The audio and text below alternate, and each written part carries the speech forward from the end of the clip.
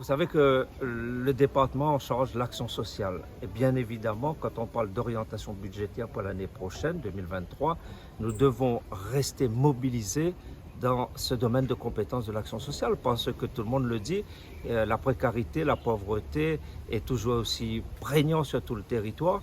Et le département, mais pas seulement le département, mais pour ce qui concerne le département, nous devons rester mobilisés.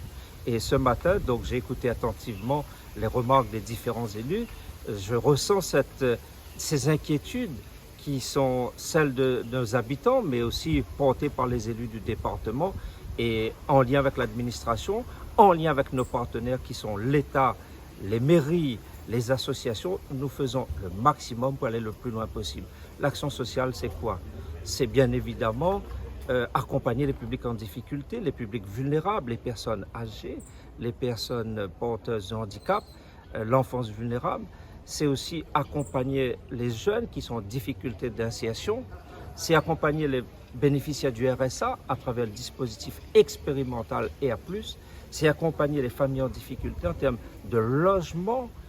Mais je dirais qu'au-delà de l'action sociale, le département doit aussi être acteur volontariste dans le champ de l'aménagement du territoire.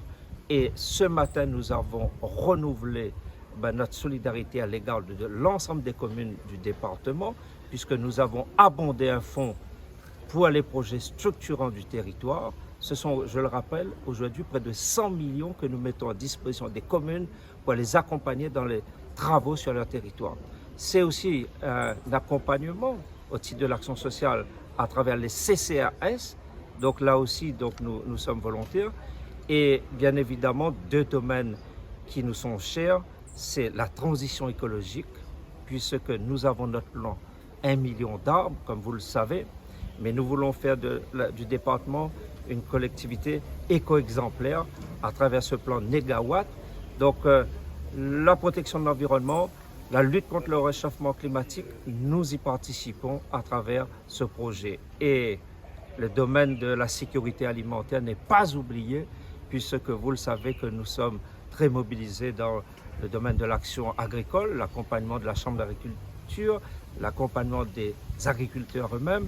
Et donc, nous avons rappelé nos engagements ce matin pour faire en sorte que l'économie agricole de l'île continue à se diversifier, que les productions continuent à se développer, notamment plus d'espaces dédiés à l'agriculture bio et bien sûr plus de transformation, de valorisation et de produits agricoles dans la confection des repas.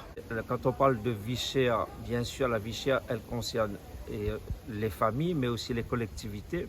Et à ce jour, donc, les points d'indice pour la rémunération de nos fonctionnaires augmentent. C'est une mesure de justice sociale qui est décidée par le gouvernement, qui s'impose bien évidemment à la collectivité.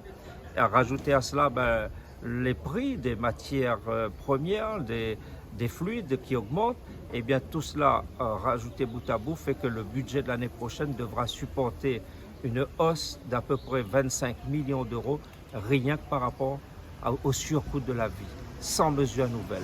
C'est les estimations que nous portons en ce jour concernant les impacts de la vie chère sur le budget du département. Et à ce stade, très sincèrement, nous estimons que les familles de la Réunion sont suffisamment impactées par la cherté de la vie.